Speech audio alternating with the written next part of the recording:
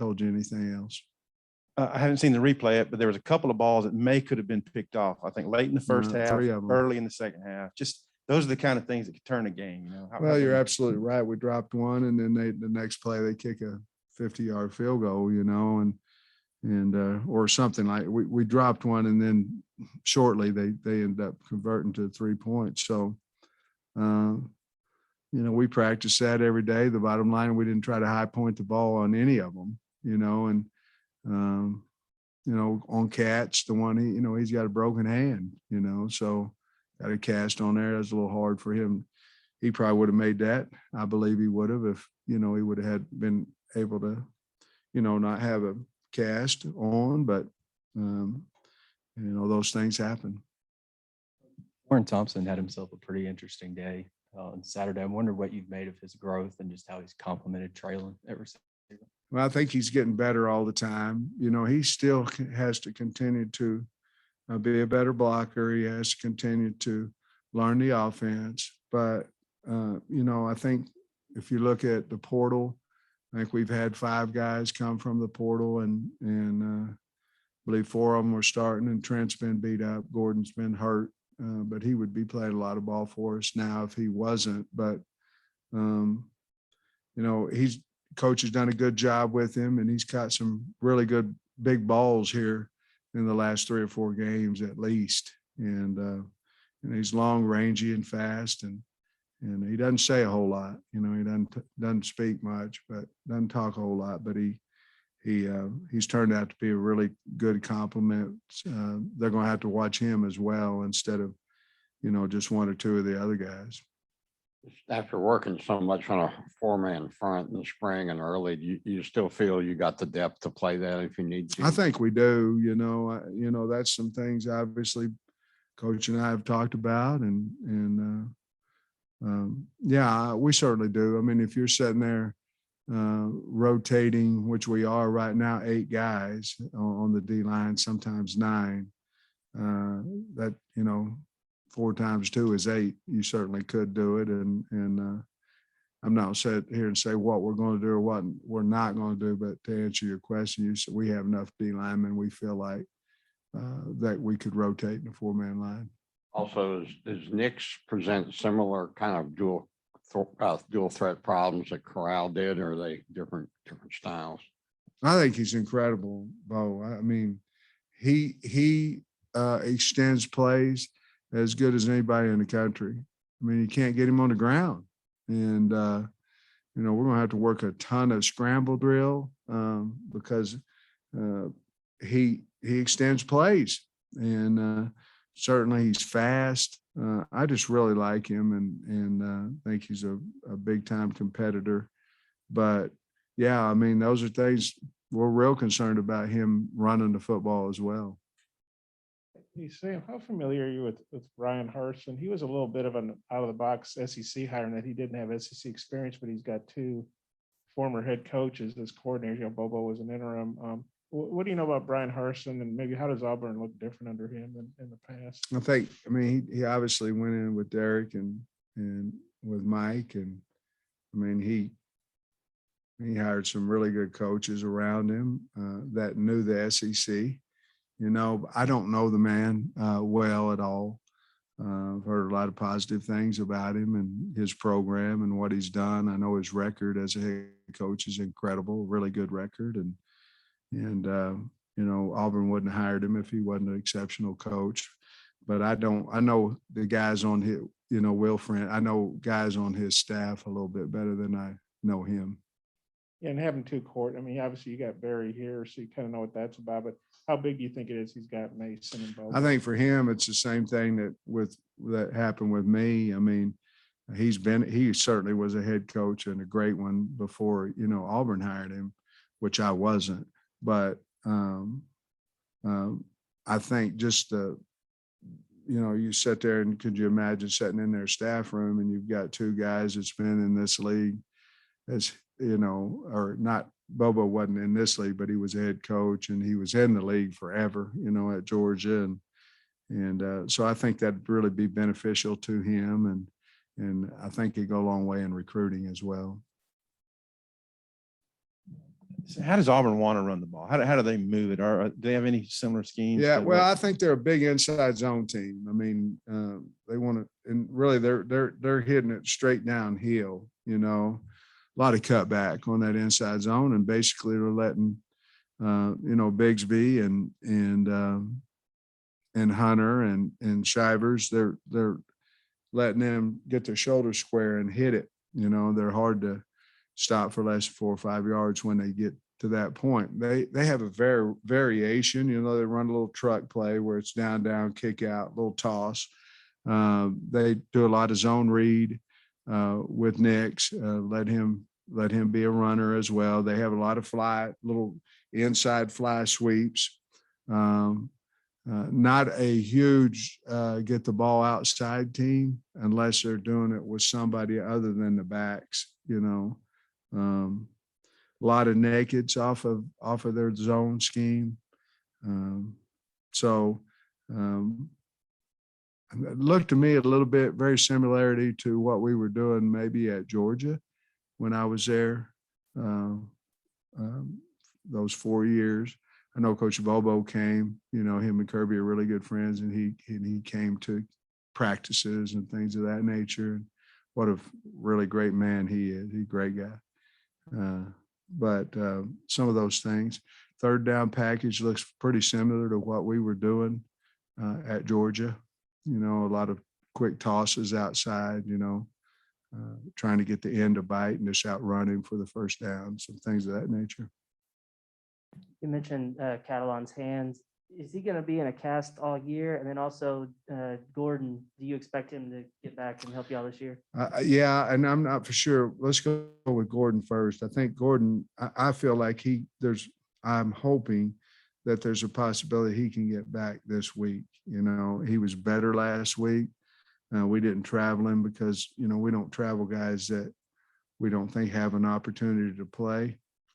And then on Cat, I think there'll always be some type of protection there throughout this year with his hand. Dalton Wagner, I guess he traveled but didn't play. Do you have a status update on him? Well, Dalton's got a finger, and the bottom line is that it went out on him, and they couldn't get it back in place. He had surgery on that finger this morning. And so, you know, his status is not going to be available for a while. As far as last week, because when you let it be known about Crawford and St. John, just how you feel that Limmer and Latham kind of responded to the challenge last week? I thought they played well. You know, I think a lot of times you think you're going to lose your job. You go back to playing how you earn that job. And I think they did. I thought they had a good game. I was really proud of Ty Clary, you know, out at tackle. He played the entire game out there at right tackle. I still think that, I tell you what, we found out a little bit last week was about Jones. You know, I think Jones can be another tackle for us. You know, we moved him out to left tackle. I believe we're going to look at him a little bit as a swing guy. He's very athletic and long enough. And I want to leave those two big kids inside. I just didn't think they were quite ready for game action last week. And, you know, we were moving the ball pretty well, and it's not really time, you know, to change that around. If going into the game, you hadn't seen enough where they can, you know, consistently help you move the football. But I think that's what we're going to do is keep them inside. And part of that's because I think, you know, we need big presence in there. And the other thing is I think Luke Jones, I thought he looked really good last week at tackle. You recall the instance where Catalan broke his hand? I don't. It was in. I don't remember the exact play, but it was A&M, I believe. Yeah. This has been an interesting stretch. You've got, not get you looking ahead or anything, but next week is an 11 o'clock. That's what, four straight 11 o'clock games? Is that right? And then only one game in your on-campus stadium over 4 games. Have you ever been a part of a stretch like that before? No, I don't think I've ever been a part of as many 11 a.m. games in a row, at all, and let alone, on the road that many times, but I'm grateful for 11 a.m. games. They're a lot better, when you win, because, you can go home and look at everybody else and say, man, that guy, why did he make that call? Why did he do that? And have a good time. But when you lose, you just not even fun. You go home and you think over and over and over about how you can, a man who corrects himself looks at himself, not I know we didn't play well defensively, and I get all that. I got to look at me first. What am I doing to help them? Am I giving input? Am I looking at enough film to find a flaw over here, things that can help, because of my offensive background, looking at their offense to help our defense. But I'm going to do better. I can help and I need to. Coach Dominic Johnson's physicality kind of popped out several times. Who? Dominic Johnson, Yeah. his physicality on Saturday. I'm curious, has he been like that since he got here? Or is that maybe just kind of the edge that's carried over since he got back to your backfield? No, I think he's been that, near leg, near shoulder guy, like he did, on the sweep play the other day. He is our best pass protector. He likes it. A guy that, it's like, I had 3 sisters and they were playing 6-on-6 basketball and they were guards and they never got to shoot. I guess they just like to guard. It's kind of like a running back. I don't think you're really a good blocking running back unless you just really want to do it. I mean, everybody wants to carry it, so he really likes to block. And I know he likes to run the ball. Man, that first run he made the other day was really an exceptional physical 8-yard run, but he really enjoys the physicality of the game. And I just been really happy with him again. I think we've got to continue to get him more carries. I think he'll help us that way. But we've got so many guys that, it's hard to pick and choose. Rocket certainly played well, besides the one turnover, but they're all becoming a little bit better players, I think. What was y'all's evaluation of KJ? I mean, was that one of the better quarterback performances? It wasn't bad, was it? I taught him. I didn't think he'd ever use it, but I taught him that where he launched from the 5 and scored. I didn't think he'd ever use it, but I was proud to, he came over and thanked me for teaching him that. I don't know. It wasn't any competitive and, made some really nice throws. The one he threw at the end of the game, I thought it was an overthrow, and then we just went up and got it, but he's tough. I mean, he took some hits, and he just coming into a well-rounded guy, and, you have him 2.5 more years, and I think that really bodes well for the University of Arkansas. But I know one thing, I know the fans believe in him and I do, but our team really believes in the guy, and he doesn't say a whole lot, but he's one of the most popular guys in there because of how he handles his business and what he'll do on the football field. Can you imagine where he started this year and then where he's at right now? It's really incredible, and he'll get better too because he's a hard worker. Saturday night, you said that you thought the pitch to Dominic might have been there. KJ thought it was muddy. What's the breakdown of the 2-point? Well, the end came inside, and so KJ thought that he could get outside on it, and then the secondary contain came up on him. We didn't have a little dart in the flat, and in all honesty, I don't know. He came off of that pretty fast. I don't know if he saw, because Myron had lost his seal hinge on the backside. So that guy's coming underneath too. I don't know what all he saw that fast. But I think then at one point he decided, I'm going to run it. And then here comes secondary contain. And then I think, to be honest with you, I think he looked for Traylon and figured Traylon might can go get it. And, it just was a little hot, and there was a lot of, everybody was covered, and, the play had, in practice, the shovel was there. And then we came around, the dart was there, the little flat was there. Those two different times that we ran it at practice, it just wasn't there that day.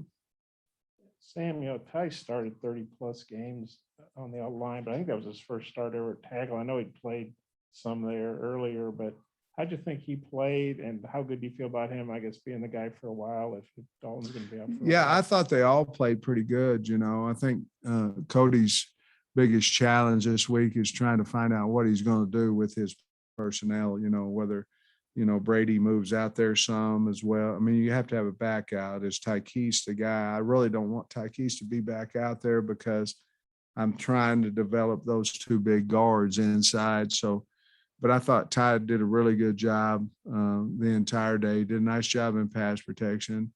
I think Bo came over and helped him quite a little bit too. They were 3-man rush. So you basically, with Ricky, the way Ricky was playing, you basically could double team both edges, and that's what we elected to do is once Ricky was secure in there.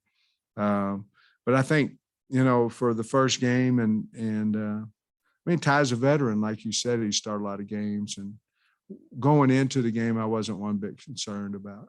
I wasn't about right tackle because Clary, he's obviously been practicing it during the week for several weeks because of Wag's hand, and we were taking Wagner out of any good on good. So the good on good reps Ty was getting.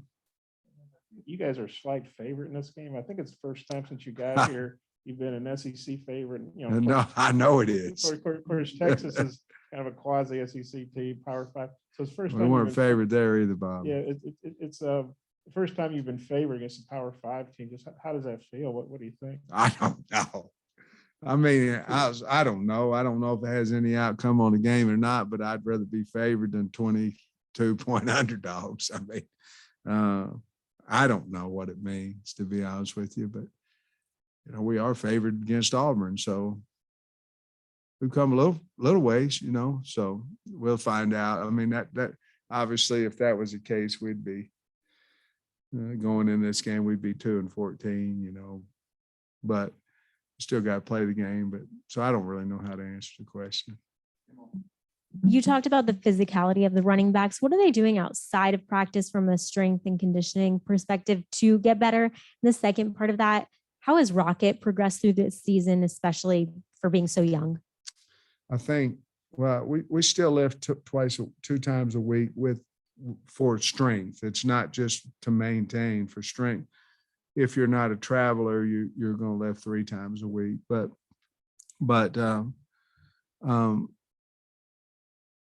I think Rocket, really, to be honest with you, I think he really he got some confidence in the first 2 scrimmages, I think. And you see him, I feel like he's just getting better, each game. And what he's doing, Jimmy's done a really good job in individual with next hole, because zone's about where's my read? Is it there? Yes, hit it. Is it not? Hit the next one back, not there, hit the next one back, wherever it may be. It's really simple, but it's hard to get in a young running back unless you rep it all the time. And it'll just be next hole. You guys have seen that drill out there with Jim. And now in the SEC, the hole's open and then it closes in a hurry. And I just keep talking to those young guys about, hey, man, if it's there, hit it. And that's what he's doing now. There's not a hesitation. And if he misses one, we don't go, well, you should have done this. We say, okay, was that the next opening? No. Okay, well, just be patient and hit the next one. And there's a lot of difference between him and AJ, but AJ, I still think he's behind Rocket because of the scrimmages. He just never got that. His first experience came in a game, and Rocket had those scrimmages to help him. And AJ also lost about 10 to 12 days there with his concussion. So I'm really proud of Rocket, and he's going to be a really good player. He's a good player now, going to be a really good player for us. Coach, it seemed like Ole Miss's defensive line had quite a few injuries during the game that kind of slowed things down. I think They based on came what- back though. Yeah. They're healthy enough to get back in there. I think based on what I was reading, you could maybe submit some of those to the NCAA. I wonder if you've done that, or if you have any No, ideas. you on- can't. No, the rule has to change. I mean, right now there's no penalty. And I'm not saying the guys weren't hurt. I mean, they may have been hurt.